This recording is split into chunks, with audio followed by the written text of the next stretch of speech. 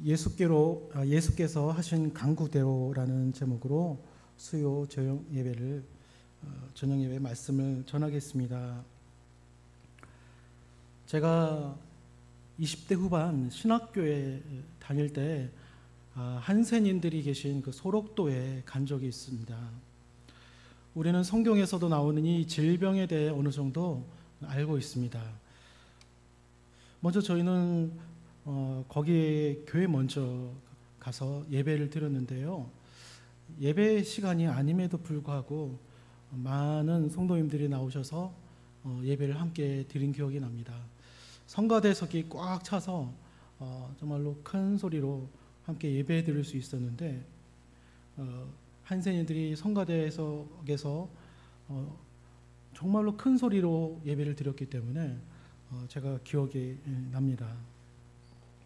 예배를 마칠 때는 그분들이 아주 자유롭게 얘기하시면서 나가시는 것을 봤는데요. 그분들의 얼굴에는 약간 좀 상처들이 있었죠. 그 상처들의 흔적 때문에 내심 놀라기도 했습니다.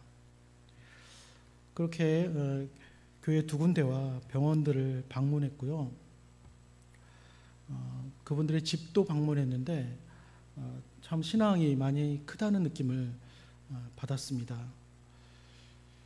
그분들은 우리가 쉽게 공감할 수 없는 그런 아픔들을 지니고 계신 분들입니다. 그런데 그분들이 그렇게 힘차게 기쁘게 찬양 드리는 모습을 보니까 너무나 좋았습니다. 우리는 이런 육체의 질병보다는 마음의 질병이 더 많은 것 같습니다. 이 마음의 질병은 통증은 없으나 그 마음 안쪽에서부터 점점 썩어가는 그런 질병이지 않을까요? 마음의 질병은 이상하게도 스스로 자신의 생명을 공격하기도 합니다.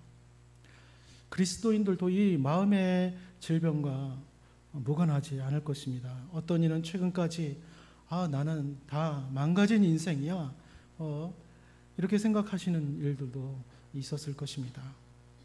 여러분, 우리가 믿는 예수님은 어떤 예수님입니까? 주 예수를 믿고 마음에 모시면 새로워집니다. 낫지 않는 질병도 마음의 질병도 모두 회복될 수 있습니다. 그런 일들이 우리 도우리교회 성도님들에게 많이 일어났었고 앞으로 많이 일어나게 될 줄로 믿습니다. 이렇게 예수님을 따라가면요, 대단한 일들이 많이 생깁니다. 몸이 건강해지는 것은 말할 것도 없고요. 정말로 우리 삶의 다양한 곳에서 축복된 인생으로 바뀌게 되고 누릴 수 있을 줄로 믿습니다. 저는 이 한생인 성도들의 얼굴에서 그분들의 표정을 읽을 수가 없었습니다. 말씀드린 대로 아픈 흔적들이 있죠. 그래서 표정을 읽을 수가 없었어요. 그럼에도 불구하고 그들은 힘차게 찬양하며 예배드리는 그들을 볼 때 너무나 이뻐 보이지 않을 수가 없었습니다. 매번 소록도에 이렇게 손님들이 방문하면 함께 그렇게 모여서 매번 손님들이 오니까 모여라 해서 예배드리는 그러한 삶이었을 수도 있는데 귀찮아 보이는 그런 모습이 전혀 없었습니다. 여러분, 남들이 모르는 아픔이 여러분에게 있습니까? 예수님께 그 아픔을 내어 보이시길 바랍니다. 그분들처럼 삶이 힘들고 어려울 때 하나님께서 여러분의 마음들 어루만져 주시고 힘을 주시고 마음에서 우러나오는 것들이 생기게 해 주시는 줄로 믿습니다. 점점 자동화되어 가고 있는 사회에서 우리가 마음에 우러나오는 것들이 많이 없어요. 근데 성령님께서, 우리 주님께서는 신앙의 힘으로 이 땅을 힘차게 살아가게 해 주실 줄로 믿습니다. 또 우리 교회에서 주일 예배를 드시고요. 식사하신 다음에 여러분 어색한 것이 있어서 이전에 그냥 가버렸던 그런 성도들이 있으셨을 겁니다. 그런데 바로 나가지 마시고요. 좀 더 대화를 해볼까? 처음으로 봉사 좀 해볼까? 이런 마음을 조금씩 가져보시길 바랍니다. 그러한 신앙의 새로운 기쁨도 발견해 보시길 바랍니다. 또 우리 교회 성도들이 봉사에 모두 적극적인 것을 느꼈을 겁니다. 봉사하는 것도 여러분 의지를 보이시고요. 한번 시도해 보는 것도 여러분의 예배의 삶에 크게 도움이 될 줄로 믿습니다. 우리나라는 여전히 자살률이 세계 1위입니다. 코로나 시기를 지나는 동안에 60대 이상인 분들의 자살률이 좀 떨어졌다고 합니다. 그래도 전체적인 비율이 높기 때문에 여전히 1위라고 합니다. 자살하는 이들의 문제는 너무나 성급하다는 것이죠. 자신에게 회복할 그런 시간을 주지 않습니다. 스스로 자신을 감옥에 가두고요, 빠르게 포기해버립니다. 여러분, 생명을 그렇게 빠르게 포기하면 안 됩니다. 갓난 아이들을 낳은 그 갓난 아이는 그 낳은 부모가 바로 반드시 있고요. 인간의 영의 부모도 반드시 있습니다. 하나님이 분명히 영의 부모요 주인이십니다. 인간은 그 영의 부모와 주인 되신 하나님을 언젠가는 꼭 인정하는 시간이 있어야 하는 것입니다. 그래서 우리가 그 시간을 세상 사람들에게 드리려고 나아가는 것이죠. 성도 여러분, 여러분 바로 옆에 언제나 함께 하시는 예수님이 계십니다. 또 여러분을 위해 기도해 주실 수 있는 성도님들이 언제나 있습니다. 또 우리 교회 성도님들도 아프신 여러분들을 위해 손을 잡고 기도해 주시거나 안수해 주시거나 하실 것입니다. 이 일을 위해서 담임 목사님께서 성도님들을 준비시켜 주고 계시고, 또한 걱정 없게 하나님의 인도하심으로 나아가게 예배하고 계시는 것입니다. 누구보다 예수님이 지금도 살아계십니다. 성도들이 찾고자 한다며 찾을 수 있습니다. 때문에 슬픔으로 너무 깊이 가라앉지 마시고요. 그리고 성급하게 판단하지 마시길 바랍니다. 또 우리 교회에 나오시면요, 예전과는 다르게 생각하셔야 합니다. 살면서 여러분 믿음을 방해받는 것들이 너무나 많이 있었죠. 또 우리 교회에서 다시 또 예수님이 우리의 희망이신 것을 새롭게 믿으시고 새로운 힘을 받길 간절히 바랍니다. 저는 서울 송파구에 한 큰 교회에 있어 봤습니다. 2-3천 명 되는 교회인데요. 서울 지역의 큰 교회에 나가는 그 교인들은요, 제 경험으로 볼 때는 교회를 사랑하고 서로 교제하는 것이 비교적 쉽게 되는 것 같습니다. 서로 공감도 좀 잘하는 것 같고요. 다 좋습니다만, 그런데 성도들의 교제인지 그게 사회성인지 잘 모르겠습니다만, 가끔은 예수님께 친밀해지는데 방해가 된다는 것을 느꼈습니다. 다 그렇다고 이렇게 얘기하기는 힘듭니다만, 예수님이 없는 교회에 헌신하는 것 같은 착각, 그러니까 사랑이 없는 그러한 교회인 것 같은 착각, 이런 생각이 드는 것이죠. 예수님에 대한 그런 열정을 잃어버리게끔 하는 것입니다. 해외 한인교회 여러분 분위기 아십니까? 다락방의 기능이 좀 큽니다. 그런 장소와 비슷한 느낌이라는 것입니다. 그들도 서로 모르는 건 아닙니다. 그런데 거기에 대해서 크게 불만이 없는 그런 분위기입니다. 다시 말씀드리면, 저는 내 시선을 영원하신 나의 주님께 두고 싶은데, 예수님께 두고 싶은데, 그런데 예수님과 친밀해지려는 예배에 뭔가가 방해가 있다라는 것입니다. 세상적인 방해인 것이죠. 그것들이 예수님보다 더 커 보이는 그런 모습 속에서 믿음의 타이밍이 놓쳐져 버리는 그런 모습입니다. 예수님이 교회인데 큰 교회 그 자체가 더 커 보이면 되겠습니까?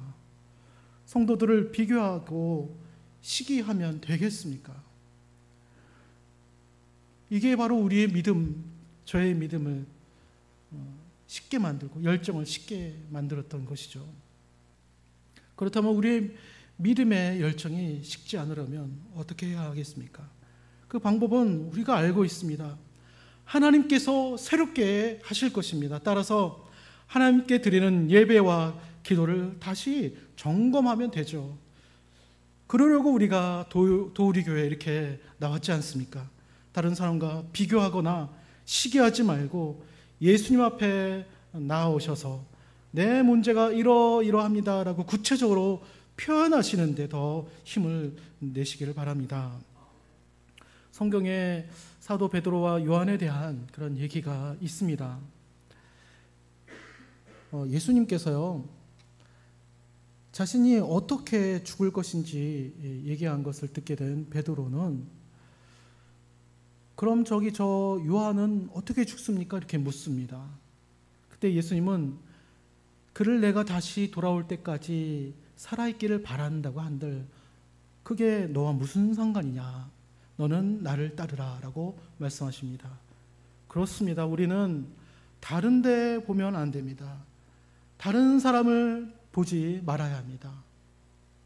어쩌면 내가 세상적인 기준으로 사니까 내 믿음의 방해거리가 많을 수 있는 것입니다. 나의 주님을 따르는 것이, 나의 주님만 바라보는 것이 익숙해져야 하는 것입니다. 우리가 교회에 왔다 갔다 하는 데에 익숙해지면 안 됩니다. 비교하는 것에 우리 익숙해지면 절대로 안 됩니다. 자연스럽게 예수님의 이름으로 기도하는 것에 익숙해져야 할 줄 믿습니다. 더 나아가 성도님들과도 서로 대화하고 은혜의 삶을 나누는 데 익숙해져야 하는 것입니다. 이제는 더 이상 혼자만의 생각으로 저 깊은 나락으로 앉아있지 마시기를 바랍니다. 우리 도우리 교회에서 예배 드리시면서 예수님께 내 생각을 다 토해내 보시지 않으시겠습니까? 은혜를 달라고 간구해 보십시오. 이 간구함을 성도님들과도 함께 나누시기를 바랍니다. 여러분 혹시 믿음 안에서 억울한 그런 일들을 겪으셨습니까? 하나님의 백성의 영혼과 육신이 평안에 들어가는 것이 하나님의 공이다라고 데살로니가 후서 1장 7절에 말씀합니다. 환난을 받는 너희에게는 우리와 함께 안식으로 갚으시는 것이 하나님의 공의시니. 예수님은 나와 가족에게 고난을 준 자에게 원한을 갚으시는 것, 그것이 바로 공인 것이죠. 그러니까 억울한 일을 당했다 할지라도 예수님께 나아가서 다 토해내시기를 바랍니다. 하나님 원한을 갚으시고 공의를 행하실 줄 믿습니다. 그런데 나는 아닌가? 난 내가 잘못해서 지금 이렇게 어려움을 겪고 있는데 내 문제는 주님께서 해결해 주시지 않는가? 이런 생각을 하시는 분이 있을까 봐 말씀드립니다. 좀 더 넓게 생각하십시오. 우리 예수님의 품은 아주 넓습니다. 오후 늦게 방금 일을 시작한 일꾼들에게도요, 똑같은 품삯을 주시는 분이십니다. 천국에서 보상받는 것은 당연히 다 사람마다 다를 것입니다. 하지만 천국에 들어간 그 자체가 각자에게 너무나도 큰 보상이요, 너무나도 큰 기쁨이지 않습니까? 그것을 말씀드리는 겁니다. 모두에게 너무나 큰 기쁨이기 때문에 천국에서는 그 큰 보상을 받는 사람과 또한 겨우 구원을 받는 사람이 함께 손을 맞잡고 우리 하나님을 찬양하는 그 자리인 것입니다. 보상의 유무와 상관없이 서로 아는 일이라 할지라도 서로 질투 없이 시기 없이 거기서 서로 격려하며 눈물로 하나님을 찬양하는 그 자리라는 것입니다. 비교하고 무시하는 마음이 있는 자가 천국에 있을 수가 없습니다. 이처럼 자신이 잘못해서 막차를 탄 사람 같다 해도, 그렇게 생각이 된다 해도 안식이 있어요. 잘못한 중에서도 믿음을 붙들고 부르짖는 자에게는 하나님의 공의를 행하십니다. 자신이 잘못하는 것에 너무 처져서 주저앉지 마시기를 바랍니다. 도리교회에 계속적으로 나오셔서 예배를 드리시고 담임 목사님과 사모님께 안수기도를 받으시고 회복을 받으시기를 바랍니다. 다른 일이나 사람들 신경 쓰지 마십시오. 예수님과 조금씩 더 친밀해지는 이 관계에 꼭 들어가셔야 합니다. 요한복음 15장 7절 말씀에 예수님은 너희가 내 안에 거하고 내 말이 너희 안에 거하면, 이렇게 서로 거하는 관계가 중요합니다. 이 거하면 무엇이든지 원하는 대로 구하라 그리하면 이루리라 라고 말씀합니다. 예수님 안에서 예수님과 친밀해지는 그 과정을 여러분 꼭 걸으시기를 바랍니다. 그런 다음에 어떻게 해야겠습니까? 전쟁터에서는 용사라고 불리는 사람이 있습니다. 그 용사가 어떤 일을 하겠습니까? 적들과 싸우고 뛰쳐나가 고지에 깃발을 꼽거나 깃발을 들어 흔드는 사람이 용사인 것이죠. 도리교회 용사는 누구입니까? 예수 그리스도의 피 묻은 깃발을 잡고 흔드는 자가 용사인 것입니다. 지금보다 더 예수님과 친밀해져야 전쟁터에서 용사처럼 싸울 수 있습니다. 왜 그분의 승리의 깃발을 이 땅에서 흔들어야 합니까? 성경에 많은 곳에 나오지만 그 중에서도 요한 1서 3장 8절 말씀 보시면 마귀의 일은 하늘에서 뿐만 아니라 이 땅에서도 패했습니다. 끝장났습니다. 예수 그리스도의 승리로 인해 마귀의 일이 멸하여진 것입니다. 마귀를 발로 밟으시고 이제부터 하나님의 통치를 예수 그리스도를 통해 시작하시겠다는 그런 선언이 바로 우리 개인적으로도 일어나야 합니다. 우리의 전쟁터에서 일어나야 하기 때문입니다. 그렇습니다. 도리교회의 일은 세상의 사단 마귀를 이기는 하나님과 우리 예수님과 하나가 되어서 승리의 깃발을 땅끝까지 흔드는 일인 것입니다. 따라서 지금보다 더 간절함을 회복하셔야 합니다. 여러분, 저는 20대와 다르게 신학교 입학할 때부터 점점 간절한 기도가 사라졌습니다. 가끔 1월 첫째 주는 개인 기도하러 기도원에 올라가려고 노력했습니다만 작년 1년을 제외하고는 기껏해야 중국에서 몇 번 간절하게 기도한 것 외에는 크게 간절하게 기도하지 못했던 것 같습니다.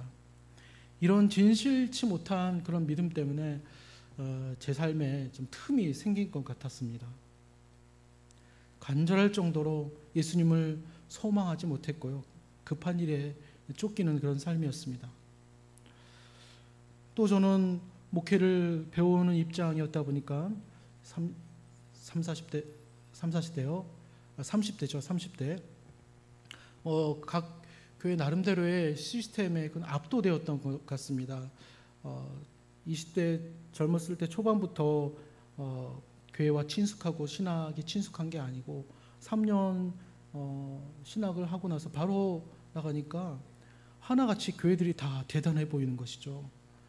이미 목사님들과 교단이 만들어 놓은 이 조직 시스템에 내가 잘 적응할 수 있을까?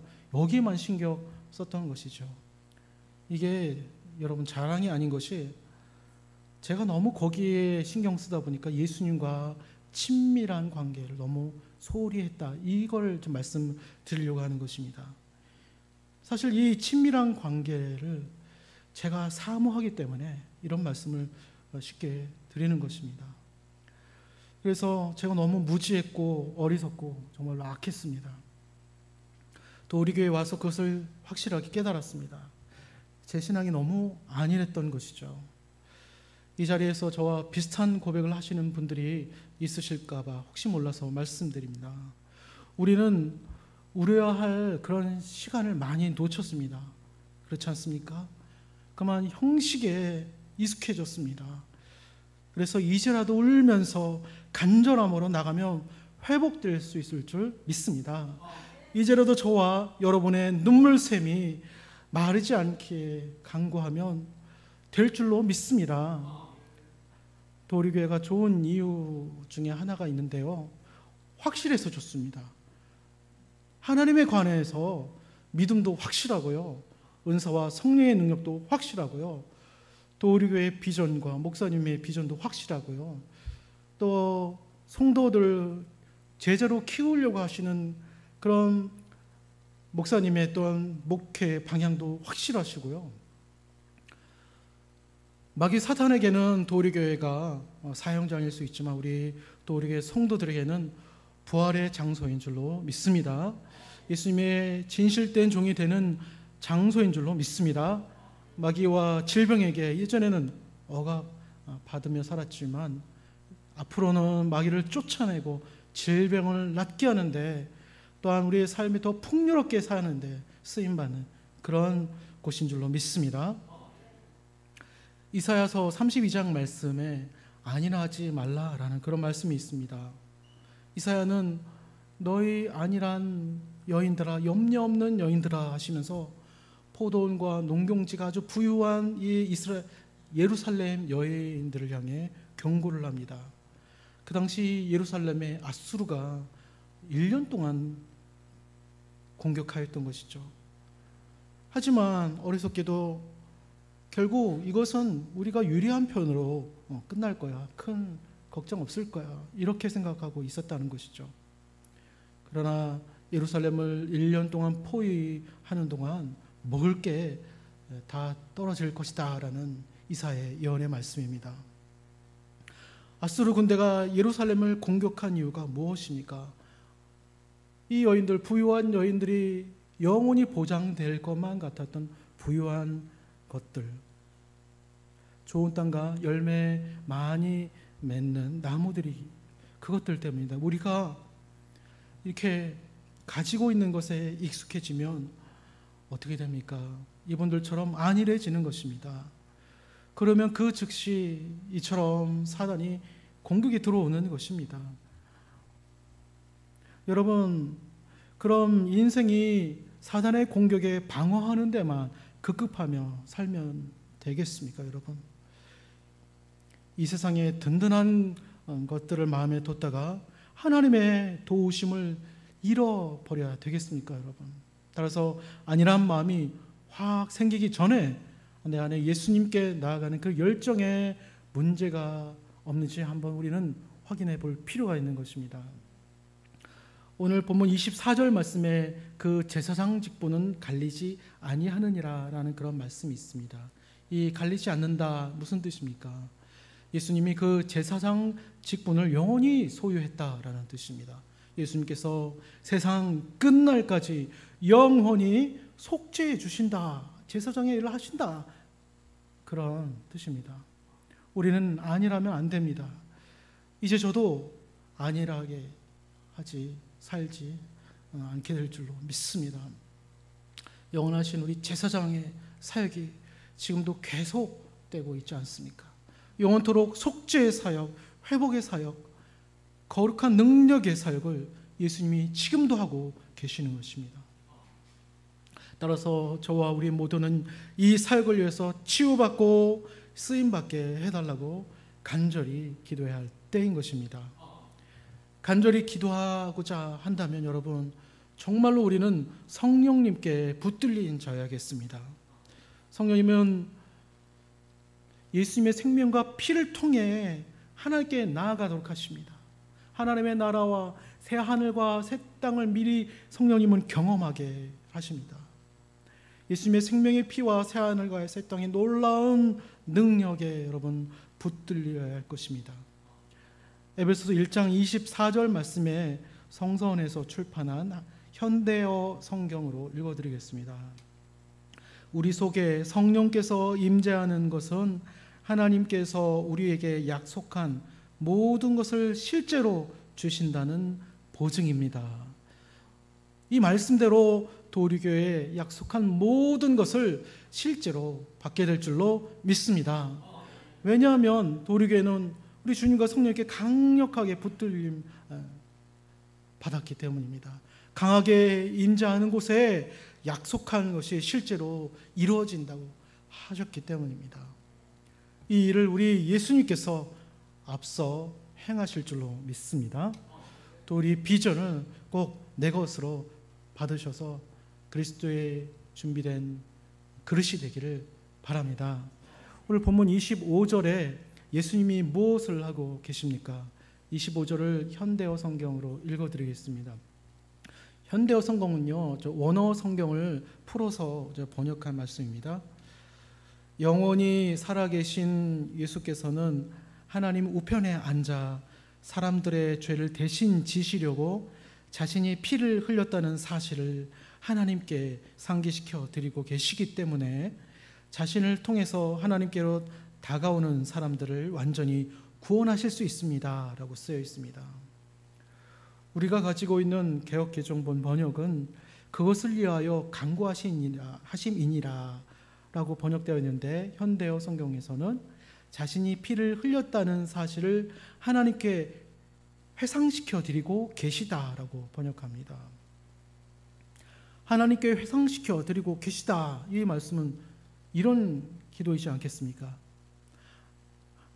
아버지 하나님, 제가 저들을 위해 피를 흘렸으니 용서하여 주시고 구원하여 주소서. 이 간구를 한 사람 한 사람에게 계속하고 계시다라는 말씀입니다. 왜입니까?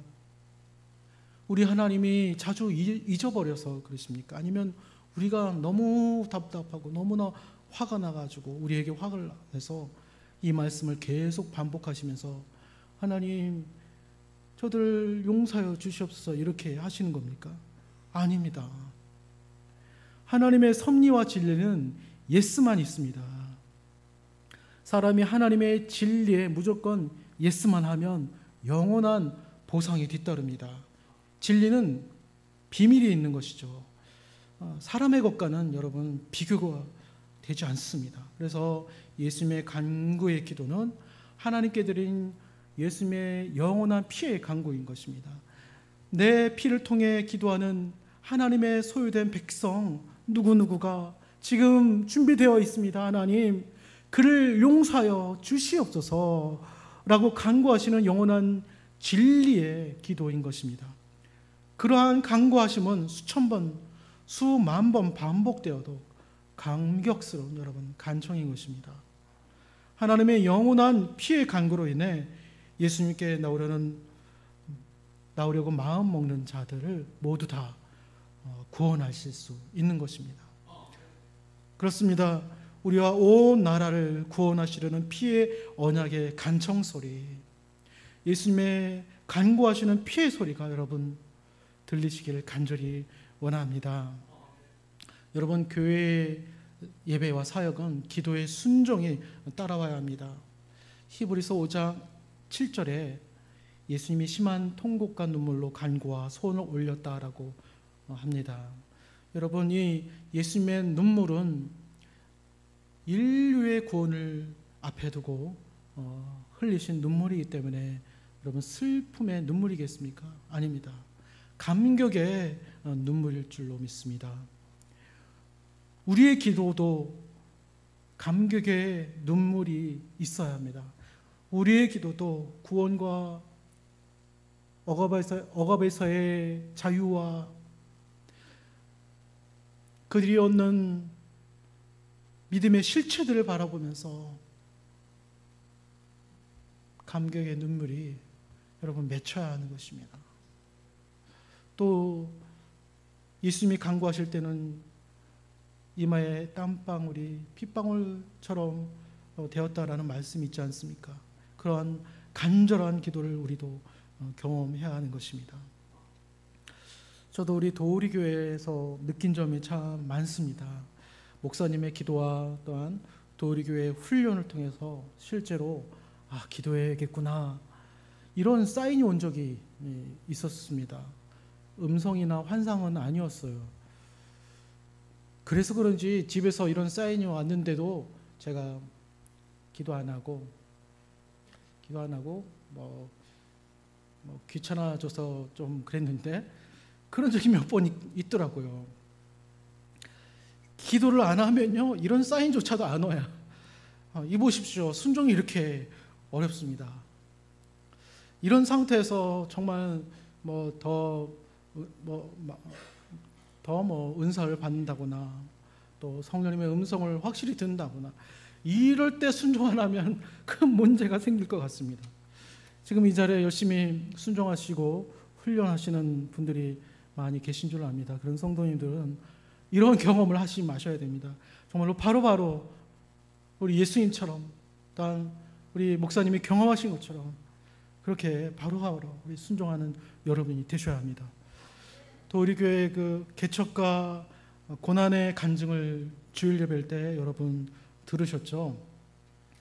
그래서 저는 도리교회 하면 참으로 고난스러웠던 교회에 이렇게 자동적으로 생각이 되고 정의가 되는 것 같습니다. 그래서 깨닫는 것이 있는데 참 고난을 알아야 간절히 기도하는구나, 이 간절함을 아는구나, 그거였습니다. 제가 아직 고난도 모르고 또한 간절도 식었고 간절한 마음도 식었고 하다 보니까 이렇게 생각이 드는 것 같습니다. 얼마 전 교회 창립 24주년이었습니다. 지금까지 도우리 교회는 고난과 함께 간절한 기도가 있는 것을 우리 모두 다 확인을 하고 또 하나님 앞에 그 교회에 있는 것을 감사하고 있는데요. 그런데 사실은 우리도 그 간절함을 모르는 이들이 너무나 많지 않습니까? 여러분, 교회의 머리가 되신 예수님을 따라서 간절한 사랑을 못 배우는 것은 진짜 정상이 아니라고 봅니다, 여러분. 그래서 저도 정상이 아니라고 생각하고 저도 정말로 주님 앞에 나가려고, 여러분도 마찬가지겠죠. 그렇게 정말로 몸부림쳐야 할 줄로 믿습니다. 사랑하는 우리 도우리교회 성도 여러분, 저와 여러분 모두 예수님의 간절한 사랑을 배우시기를 바랍니다. 예수님은 겟세마네 기도를 통해 마지막으로 간절히 하나님께 나아갔습니다. 죽어도 마땅한 자들을 향한 하나님의 사랑을 그 기도에서 우리 예수님은 확인하셨던 것입니다, 여러분. 그리고 죽어도 마땅한 이들을 위해 기꺼이 어린 양이 되어서 죽으셨던 것입니다, 여러분. 예수님의 피의 흘리심을 통해서 우리가 회복된 것을 보십시오. 앞으로 또 회복되어질 그런 하나님의 백성들을 믿음으로 보시고 여러분 기뻐해 보시길 바랍니다. 하나님은 그 예수님을 하늘보다 더 높이셔서 영원토록 높임받게 하셨습니다. 이제 우리도 예수님의 간절한 피의 간청은 하나님의 우편에 앉으셔서 이렇게 계속적으로 하나님께 영원한 진리처럼 드려지는 그 간청인 것을 우리는 믿고, 우리 또한 우리 예수님처럼 우리 하나님께 늘 그 영원한 진리되는 그 간절한 간청을 하나님께, 우리 주님께 드려야 하는 것입니다. 우리도 하나님의 백성을 위해서 예수님의 언약의 피의 간청의 기도를 드려야 하는 줄로 믿습니다. 오직 예수님만 높인다, 이런 말씀은 우리 담임 목사님께서 자주 하시는 말씀입니다. 우리도 그렇게 오직 예수님만 높여드리고 존중해드리는 그런 성도님들이 되시길 바랍니다. 우리 예수님을 높이는 부분에서 우리가 좀 타락하지 않으려고, 변질되지 않으려고, 이런 수준이 아닙니다. 예수님을 높이는 거 좀 겸손해지려고, 이런 수준이 아닙니다. 정말로 예수님의 희생과 그 피의 간청 소리가 우리가 기도하면 할수록 느껴지시고, 그 능력이 우리의 능력이 되고, 우리 담임 목사님께서 또한 매번마다, 매 예배마다 우리 사모님과 함께 안수기도 해주신 것을 여러분 보시지 않습니까? 그 희생의 안수기도, 주님께 순종하는 그 기도를 우리 또한 삶의 여러 방면에서 주님을 따라, 또한 목사님을 따라 이렇게 순종의 삶을 살아가는 여러분 될 수 있으시기를 예수님의 이름으로 축원합니다. 기도하시겠습니다.